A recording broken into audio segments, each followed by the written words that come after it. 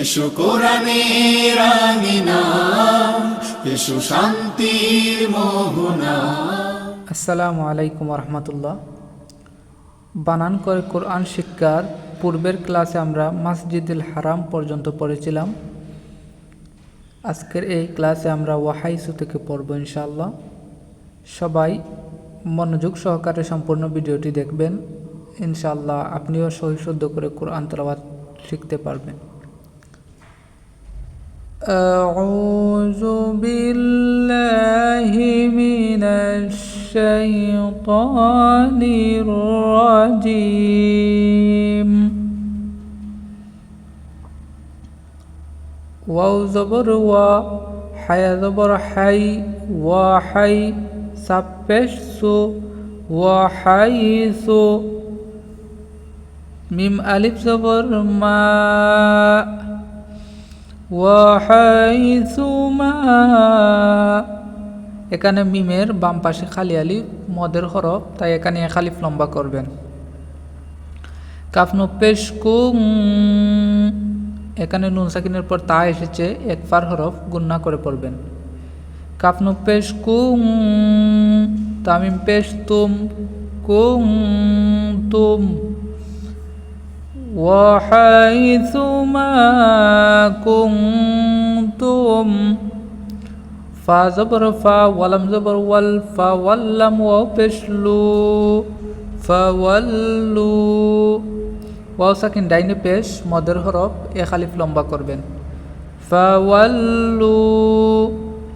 Wow পেশ ও, gym wow পেশ জু, উজু।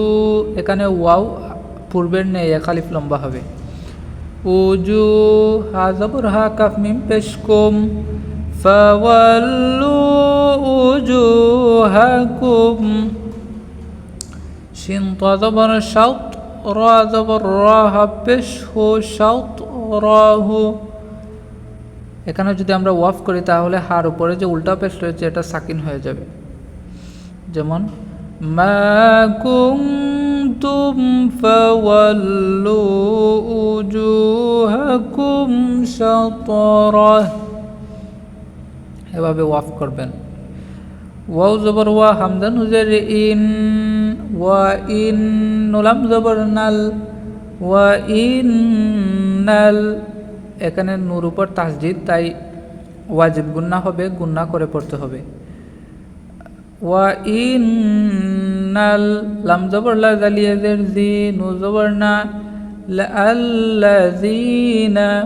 এখানে ইয়া সাকিন ডাইনেজের মদের হরফ, এক আলিফ পরিমাণ লম্বা করতে হবে। ওয়া ইন্নাল্লাযীনা। হামজা ওয়াও পেশ উ, এক আলিফ লম্বা।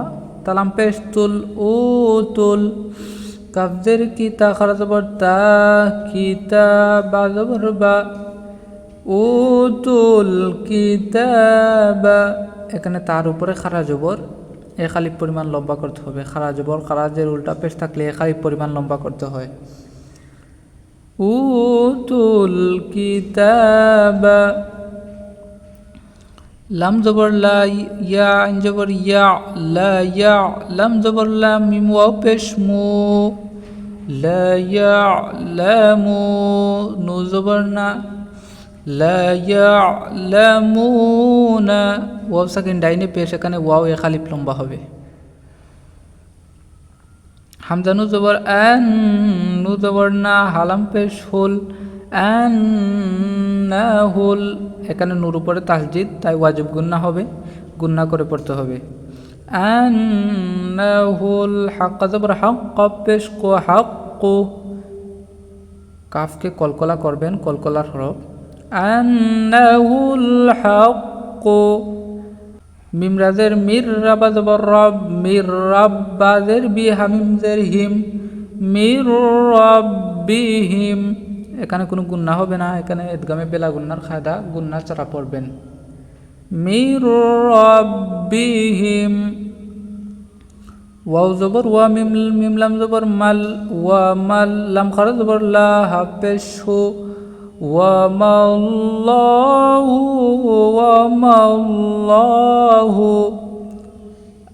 এখানে আল্লাহ শব্দের লামের উপরে খাড়া জবর রয়েছে, তাই আল্লাহ শব্দের লামকে এক আলিফ লম্বা করবেন।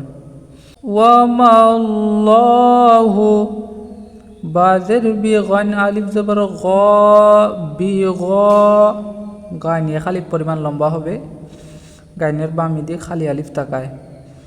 বি গ ফাজের ফিলাম দুজের লিন বি গ ফিলিন। আইন মিম জবর আম মিম আলিফ জবর মা আম মিমের উপরে তাসজিদ, তাই ওয়াজিব গুন্না হবে এবং মিমের বাম পাশে খালি আলিফ থাকায় এক আলিফ লম্বা হবে। ওয়াজিব গুন্না করে এক আলিফ লম্বা করে পড়তে হবে। আম ইয়া আইন জবর ইয়া মিম জবর মা ইয়া মা লাম ওয়া পেশ লু নু জবর না ইয়ামালুনা। এখানে ওয়া সাকিন ডাইনে পেশ মদের হরফ, মধ্যে তো বই এক আলিফ পরিমাণ লম্বা করতে হবে এবং এখানে যদি আমরা ওয়াফ করি তাহলে নুর উপর যে জবর রয়েছে এই জবরটা ওয়াফকের কারণে সাকিন হয়ে যাবে। যেমন আম্মা ইয়ামালুন ওয়ামাল্লাহু বিগাফিলিন আম্মা ইয়ামালুন। আজকের ক্লাসটি এ পর্যন্তই। ভিডিওটি ভালো লাগলে সবাই চ্যানেলটি সাবস্ক্রাইব করে রাখবেন যাতে পরবর্তী ভিডিও পেতে পারেন। সবাই ভালো থাকবেন। আসসালামু আলাইকুম রহমতুল্লাহ।